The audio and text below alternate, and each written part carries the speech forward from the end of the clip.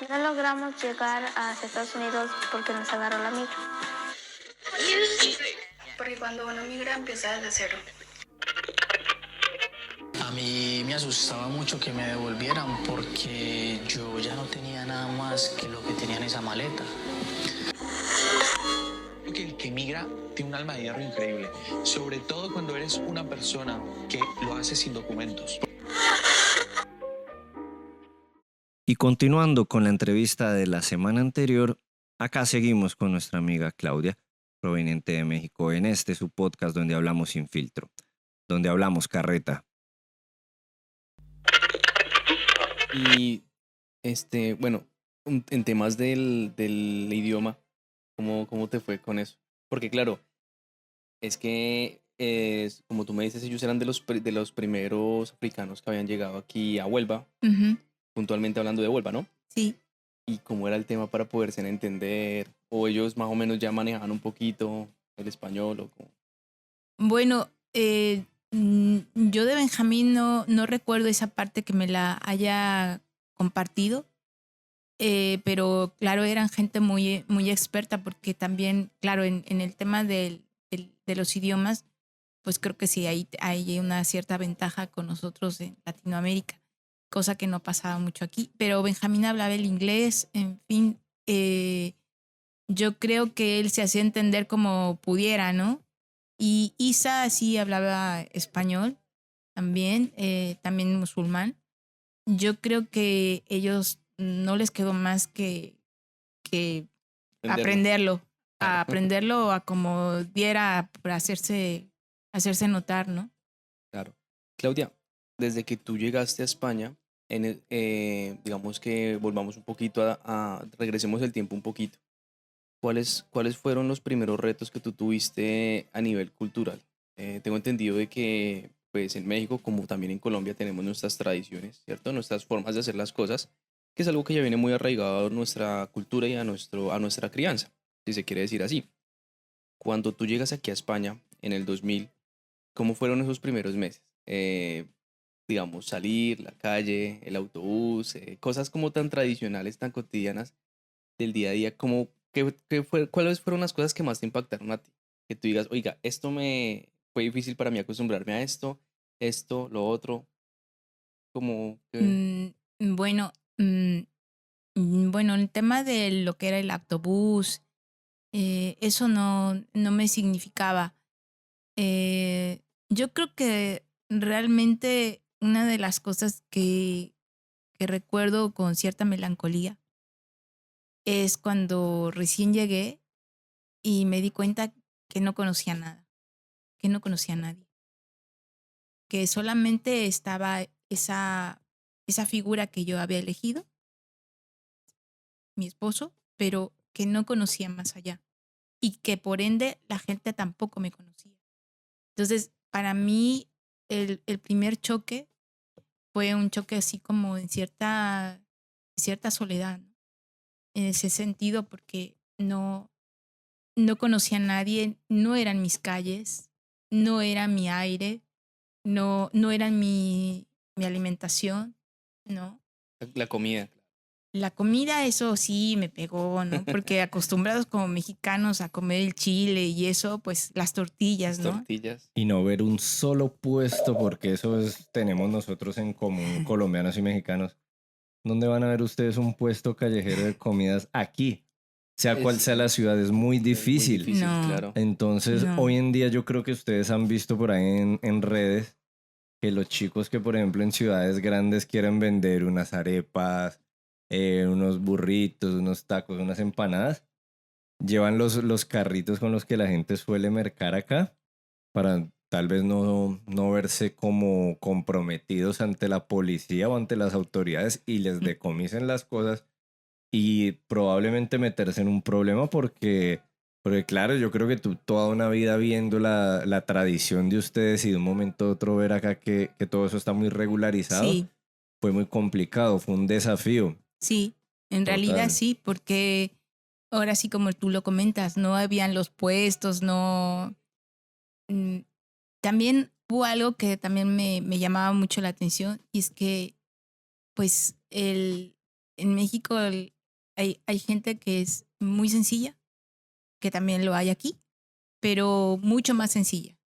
Entonces, esa parte de ingenuidad que la cual yo me crié de alguna manera, no lo encontraba aquí, ¿no? Voy a contar algo que es muy curioso, que, bueno, recuerdo que fui a la playa con mi esposo, yo estaba un poco espantada.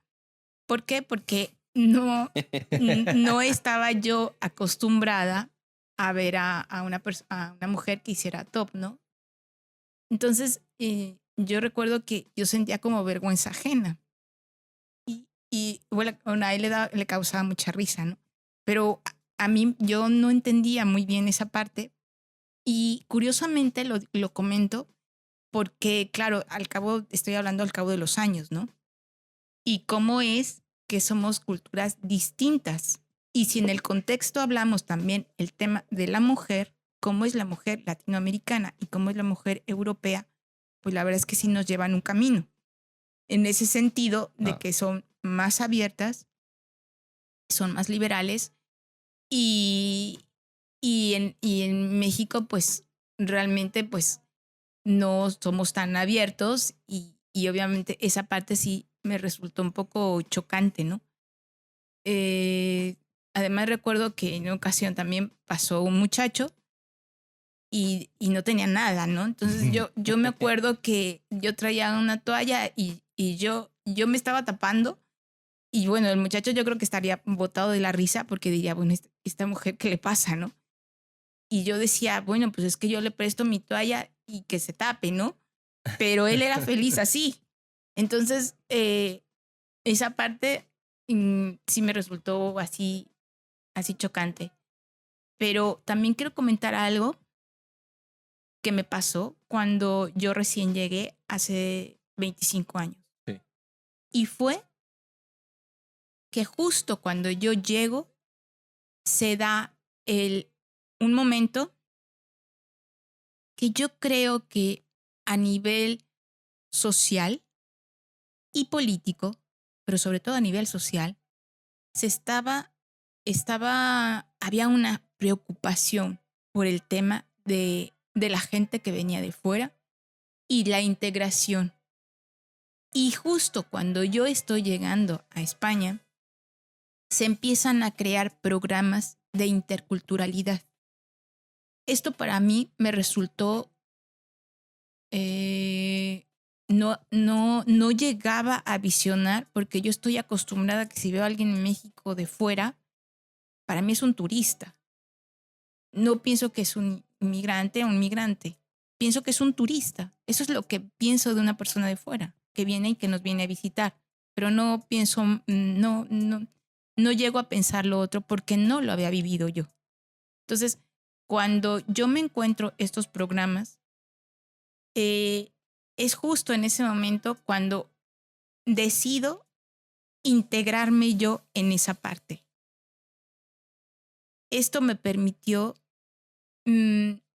visionar en primera persona muchas de las experiencias que habían tenido mucha gente que llegaron antes que yo. Y no puedo negarlo, pero así como se vivieron experiencias bonitas, también se experimentaron experiencias dolorosas, ¿no? Entonces, esa parte me tocó. Yo estuve en la biblioteca aquí de Huelva, y me tocó participar de cuentacuentos. Para mí fue como una faceta que jamás en mi vida me imaginé que iba a desarrollar. Y empecé a integrar, me acuerdo mucho de un cuento que lo relacioné con el pueblo de mi papá. Creé un árbol y las frutas y los capulines y en fin, y la gente no entendía nada, ¿no? Pero yo quería que los niños se dieran cuenta que en otro país había también otro tipo de frutas, ¿no? Entonces era como si pusiera yo también mi granito ahí. Y también me tocó algo que yo estaba visionando mucho, fue el tema de la gente de Marruecos. Y entonces eso como que sí me impactó. Y también intenté meter ahí una historia también y fue bonito, ¿no? En esa parte. Hubo gente, porque sí también lo hubo, que no querían relacionarse, que no querían meterse en ese mundo de gente de fuera. Porque por temas de pronto, xenofobia o algo así, o porque desconocían totalmente.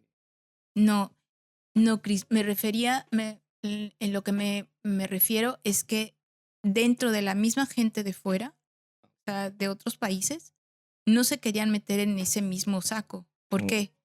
Aunque mi situación era distinta, porque hay otras personas que con total libertad pueden venir y cambiar de país. Y no tienes por qué explicar por qué. Claro. Es decir, ahí hay una absoluta libertad. Y además está escrito. O sea, el hecho de cambiar de país es una libertad de todo ciudadano. Entonces, había quien no quería meterse en ese saco porque sabía que las vivencias iban a ser complicadas y esa persona se trataba un poco de resguardar y no involucrarse en esa situación. Sin embargo, yo sí me involucré en esa parte y reconozco que fue una etapa complicada porque me tenía que agarrar de mí misma en el sentido de que veía muchas situaciones que sí me dolían porque las sentía como propias, pero que además me parecían como situaciones que no se tenían por qué dar. Porque yo lo que muchas veces en lo que yo me agarraba, cuando hablan ustedes de cómo fue cuando yo llegué, una de las cosas que yo me agarré mucho fue cuando yo recordaba eh, en 1936, cuando estaba Lázaro Cárdenas. Yo siempre he hablado mucho de lo que es la memoria histórica. Para mí la memoria histórica es cuando hubo un proceso de migración. Y no hablo de Colombia porque lo desconozco, pero sí de México. Y el entonces presidente Lázaro Cárdenas les abrió las puertas a los llamados niños de Morelia, ¿sí? Y quedaron en familias mexicanas con toda una documentación reglada. Y a su vez, esos mismos niños volvieron a España, ¿no? Y mucha gente que también emigró en unas condiciones terribles, porque eran las condiciones de guerra, ¿no? De la Guerra Civil Española. Entonces, cuando yo me sentía un poco, lo voy a decir con total libertad, como dijo Cristian, Sí, yo ya hice una cuando, invitación, quiero que acepten mi invitación a ser ustedes. sí, cuando yo me sentía en cierta manera un poco agredida, me agarraba de esa parte. Y entonces era como si no lo entendiera doblemente, pero también ocurrió algo muy curioso y es que quería más a mi tierra. Te aferrabas más a ello. Sí, me aferraba más y me sentía con esa cosa en tu corazón de saberte que eres oriundo de un país que no tiene que pedirle nada a otro país y que además en el contexto humano, sí, ya sea por nuestro presidente o por la misma gente, fuimos receptores de una situación de tragedia y la gente los recibió con mucho cariño. Y de esto doy fe porque tuve la fortuna de, enfrente de la casa de mis papás, desde que yo era niña, desde los 6, 7 años, había una persona emigrada de la Guerra Civil Española, con la cual me crié, en cierta manera. Entonces, sí, ella era una señora que murió de la españolita, en paz descanse, los 103 años.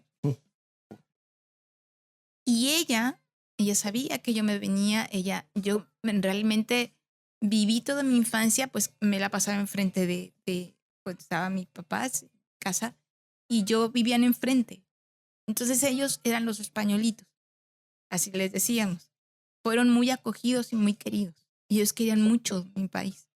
Querían mucho México porque fue el país que les abrió las puertas. y ella me hablaba de esa España que ya no existía.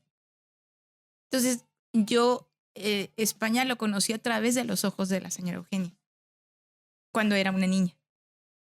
No, lo que no sabía es que en mi haber iba a venirme, ¿no? ¿Te lo imaginaste en algún momento? O sea, antes de que llegaran los 30 y que tomaras la decisión, ¿alguna vez te imaginaste de niña o algo decir, no, yo quiero ir del país o quiero visitar algún otro país o quiero quedarme una Mm, temporada afuera? no, en realidad no lo imaginaba, porque cuando hablaba con ella, en realidad también había una profunda tristeza porque por haber dejado su país, y su sueño de ella era haber vuelto. Claro, Pero yo siendo niña, pues, la verdad que no visionaba irme de México, ¿no? Y como les comento desde un principio, irte es un paso, pero el irte y el tener que darte cuenta de lo que estás dejando atrás de la puerta es muy fuerte. claro, es que justo lo decíamos ahora con Cristian. Ahorita estábamos hablando y estábamos hablando sobre Cuba, ¿no, Cris? Sí, Y decíamos que para las personas que salen de Cuba, digamos, mientras que para nosotros venir, por ejemplo, a España, llegamos a España y todo, normal, pero nuestra preocupación no es tanto la llegada, sino es, bueno, vamos a regularizarnos. Mientras Ujú, que para nosotros esa es la preocupación inicial. Sí, quizás para ellos la preocupación es decir, primero venga, salgamos de la isla, si se puede salir. ujú. Y ya luego miramos cómo nos regularizamos. Pero esa es su primera preocupación. El resto ya lo ven un poco más sencillo, ¿no? Sí. Entonces, claro, son diferentes posturas y que, claro, lo hemos dicho lo hemos dicho mil veces con el Cris, que cada migrante tiene su propia historia Ujú. y no y nunca van a ser todas iguales, nunca. No. total. Y por ejemplo, o sea, en el caso de Claudia, claramente su historia como migrante es muy distinta a la nuestra, lo cual a mí también me lleva a hacerme una pregunta, porque pues tú dejaste una vida allá, de cierta forma, y ahí es donde se va, pues no a cambiar, digamos, como un poco el color del podcast, ¿no? Sino que pues me surge esa duda. Las oportunidades, Claudia. ¿Cómo sientes que han sido acá las oportunidades para ti? Lo digo puntualmente para ti, en cuanto a puntualmente lo fue tu profesión. Y también abordando eso, porque me causaba mucha curiosidad, ese momento en el que tú estuviste en lo de los intercambios culturales, ¿fue más un tema que te nació del corazón o tú, pues no sé, pues la manera de decirlo, recibías un incentivo alguno o todo fue de manera voluntaria de tu parte? No. Bueno, en la segunda pregunta que me hiciste, que me estás haciendo, todo fue de manera altruista. Sí. De hecho, las cosas que he llegado a hacer en cuanto al tema del periodismo, alguna colaboración, han sido de forma altruista. En el tema del cuentacuentos también me di cuenta allí que había una cierta preocupación de los padres por el tema de los niños. Y bien, entonces yo reflexioné mucho acerca de eso. Y entonces, cuando tu país, estado, a nivel social, te das cuenta de lo que está repercutiendo el que venga gente de fuera, tienes que irte por la raíz. Y la raíz son los niños, Claro. ¿no? Entonces, ahí fue donde yo me di cuenta que había que trabajar con los niños.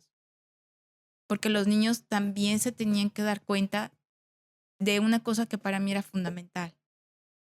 Y es que en otros lugares también hay posibilidades, también hay lo mismo que aquí, y, y que visionaran esa parte, porque hay una cosa que es muy real. Cuando yo me topo con una persona que ha salido fuera, que ha salido a otros países y que ha vivido, te das cuenta que puedes hablar el mismo idioma. Pero cuando hay una persona que solamente conoce esto, su contexto no es lo mismo. Vale. Entonces o sea, ahí hay un choque totalmente, ¿no? Porque nunca han salido. Sin embargo, uno que sí ha salido ya ha podido incluso gestionar y ver, oye, espérate, porque yo una de las cosas que me resultaron así también un poco extrañas, y es que en México si sacas 9, 10, pues ya la hiciste, ¿no? Pero en mi casa era sacar buenas calificaciones y ese era mi trabajo, ¿eh? O sea, así fue donde me enseñaron a mí, tu trabajo es estudiar y sacar buenas calificaciones. Cuando yo llegué a ver aquí que se conformaban con el 5 o con el 6, o sea, yo ya ponía el grito en el cielo. Yo dije, no, hombre, a mí ya me hubieran, no sé. Becado. Sí, porque no estás acostumbrado a eso, ¿no? Porque Claro. dices, no, o sea, tienes que sacar buenas calificaciones. Y vuélveme a preguntar porque me hiciste ahorita 2 preguntas. Te contesté la segunda, Sí. pero la primera, Bueno, voy a ser más claro. Tú como comunicadora y periodista, ¿dónde viste más oportunidades, en México o en España? en México. Sí. Sí. Yo estuve en una radio que además mi tesis la hice sobre un tema que para mí era, bueno, tuve la oportunidad de trabajar el tema de la onda corta en México. Entonces era muy bonito porque recibíamos las cartas de los radioaficionados y teníamos comunicación con gente de España, con gente de Cuba, así. Y fue una experiencia muy bonita. Yo estuve ahí trabajando con el grupo Imer y en una emisora de onda corta, ¿no? Que además hacía referencia a lo que era la cultura mexicana hacia el exterior. Y mi tesis la reflejé un poco con respecto a ese tema, ¿no? Entonces, para mí, en el aspecto académico, eso sí tengo que decirlo, una de las cosas que sí creo que no se debe de dar jamás en ningún país, y es que crean que el hecho de venir de fuera hace que tengas, que no vengamos con una buena capacidad académica, ¿sí? Y que además no podamos desarrollarnos en ese sentido, porque creo que una persona que viene de fuera puede dar mucho de sí. Y además, porque traes un bagaje que es de tu propio país, ¿no? Claro.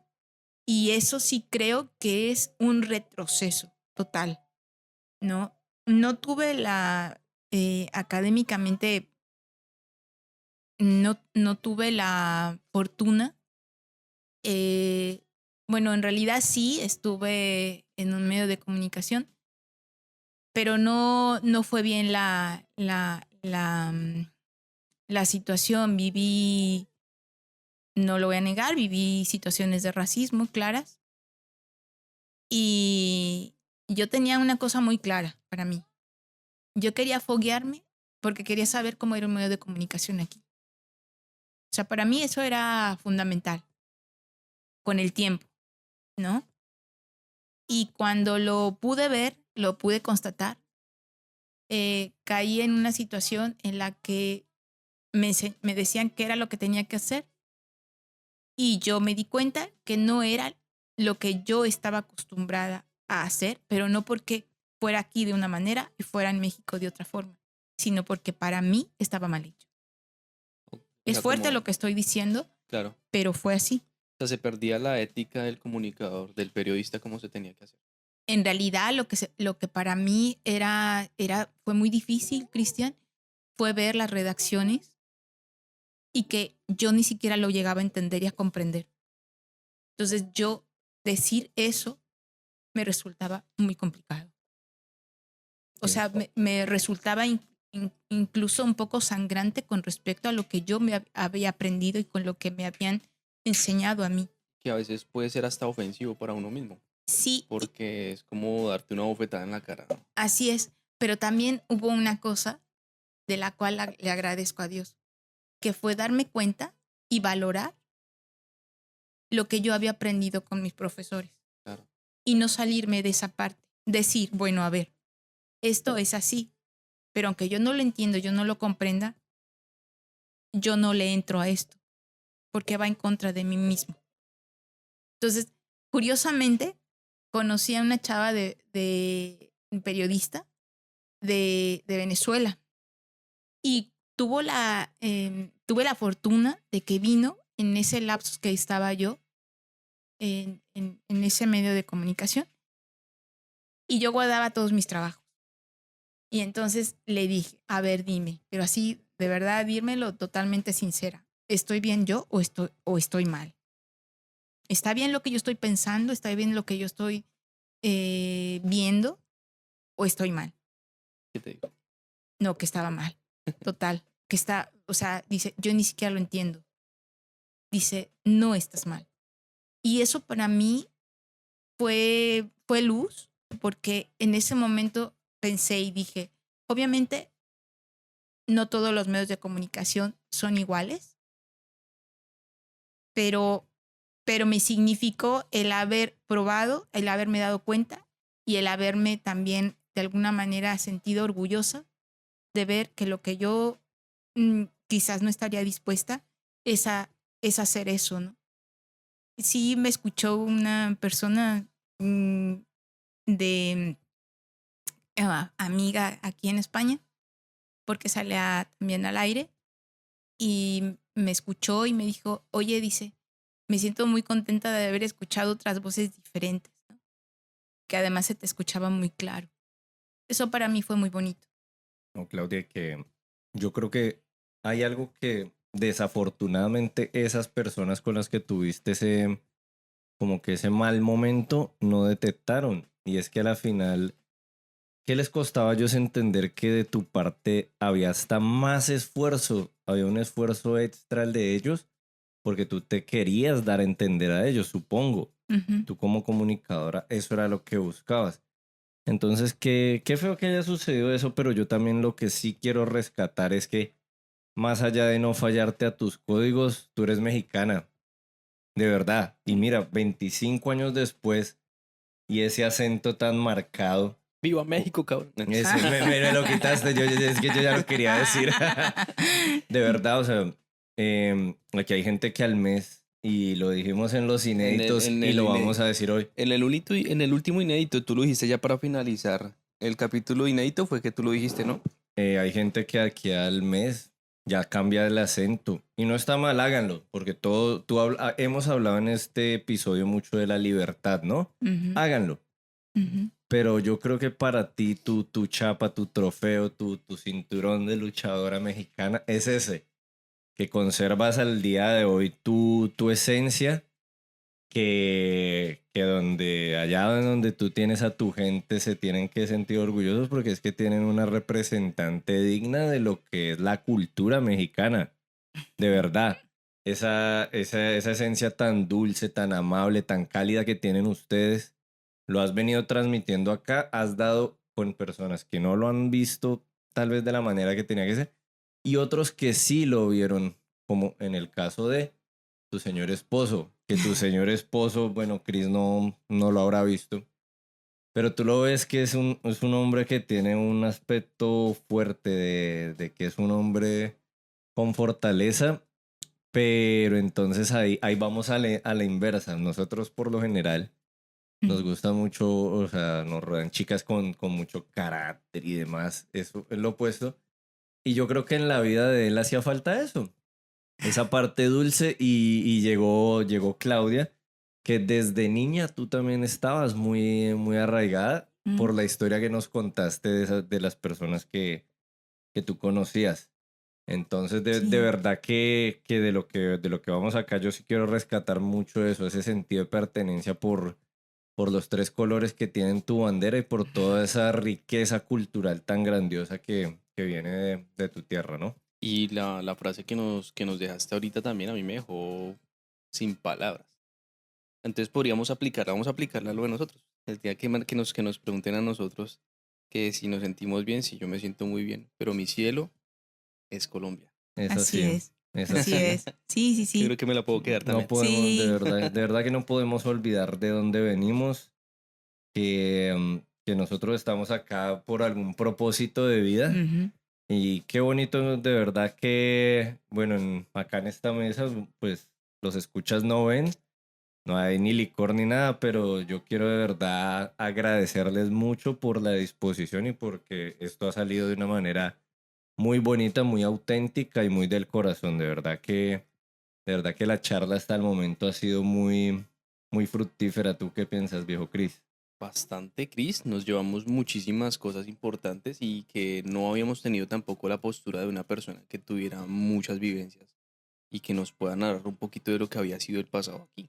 Totalmente, Que porque eso fue lo que a mí más me llamó la atención, de que tú ves que, o sea, yo siento y percibo desde que yo empecé a hablar contigo, independiente del entorno, que había algo por contar, siempre.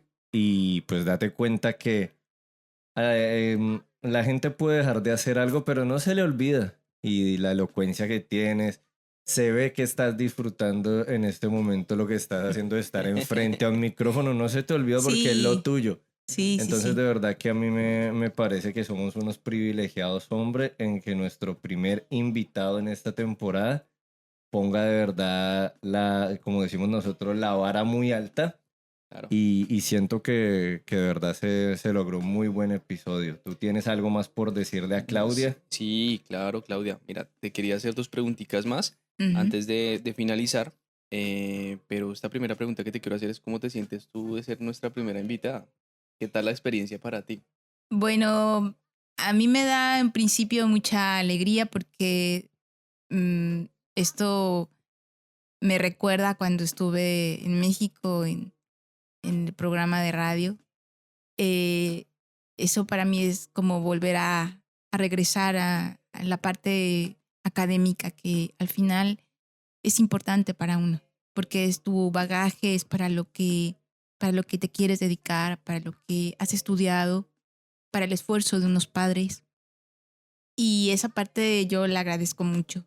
Y también el contacto que establecí con Cristian, que siempre fue y ha sido muy bonito, muy respetuoso, muy de compartir, ¿no? Que nos vemos y nos vemos con cariño, ¿no? Porque yo lo visiono así, ¿no? Y el hecho que me haya invitado también a ti, Chris, que no te conocía, pero que también me resultas muy afable, morenito como yo. Porque el Cristian está medio despintado. Sí, sí, sí, me hace falta exponerme un poco al sol. Sí. Pero, uy, de verdad que me llena de mucha alegría que nosotros, acá en lo que estábamos haciendo en este momento, hace mucho tiempo nosotros nunca nos imaginamos hacer esto, ¿no? Y Ujú. que, y Cómo que avanzó el mundo y miren lo que hoy en día nos encontramos. ¿No les parece muy loco que pasamos de las cartas a los podcasts, que pasamos de trabajar en una oficina a estar acá hoy haciendo un podcast? claro, Que de verdad este proceso de migración para los tres ha sido totalmente diferente, Ujú. pero se le da muchísimas gracias a la vida por encontrarnos en este momento haciendo lo que estamos haciendo. Claudia, yo te quería pedir un favor enorme porque es que esto lo va a escuchar más gente. ¿Tú qué tienes por decirle a la gente, no que han migrado, que piensan migrar? Y no puntualmente a España, a cualquier lugar del mundo. ¿Tú qué le dirías a esa persona que en este momento se encuentra en su país pensando salir de él? Bueno, yo lo primero que le diría sería que visionara todas las posibilidades que pudiera tener en su país antes de salir. Y que si tiene la fortuna de salir y experimentar un tiempo, que lo haga. Que si tiene esa oportunidad de permanecer en un lugar fuera un tiempo y poder sentir en primera mano lo que es dejar su país. Que si tiene esa fortuna, que lo haga. Pero que si tiene que oportunidad de buscar dentro de su país o algún estado las oportunidades que le puedan llegar a brindar en el plano académico, que lo haga. Porque creo que en nuestro país tenemos muchas posibilidades que muchas veces no nos damos cuenta, pero que las tenemos. Y que dicen que hablan, por ejemplo, del tema de fuga de cerebros, ¿no? Y en realidad hay gente que a lo mejor no tendría por qué salir y que a lo mejor sale y que también se enfrenta. Esto un poco lo voy a hacer un pequeño paréntesis a lo que te ofrecen en otro lugar. ¿Sí? No te ofrecen un puesto de trabajo equitativo a lo que has estudiado. Que esto también se puede visionar también en nuestro país de origen, porque cuántas veces un taxista saca adelante a sus hijos para que estudien una carrera. Es verdad, eso es verdad. Eso es real, ¿no? Y que muchas veces estudiamos y que no hacemos para lo que estudiamos, porque no hay oportunidad, ¿no? O simplemente porque a lo mejor como yo terminé de cuentacuentos, ¿no? En su momento dado, ¿no? Bueno, no me dedico a eso, pero sí lo hice en un tiempo. Pero eso es lo que le diría. Y también que si decide marcharse, visione dos cosas muy importantes. Una, que se da a lo largo del tiempo, de los años, cuando salga, que esa parte les va a tocar a ustedes.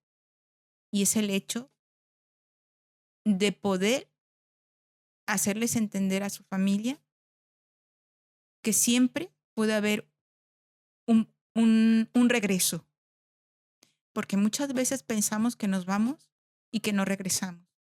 Y que el que regresa porque está mal. No. Si regresa, también se vale regresar. Con la mente, con la cabeza muy alta. Claro que ese es el temor de muchas personas también, porque sienten que ya al tener una estabilidad acá o al tener una calidad de vida distinta, ya les da mucho miedo volver porque sienten que eso es como volver a bajar otra vez. Y no es así.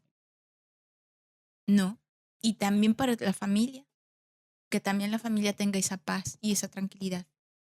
Porque hay una cosa que es innegable y que cuando los veo a ustedes dos, un poco me pongo a pensar en ese tiempo en el que han pasado tantos años en mi vida y que he tenido yo que aprender a despedirme de una manera diferente que cuando tú estás y pasa una desgracia en tu país de origen.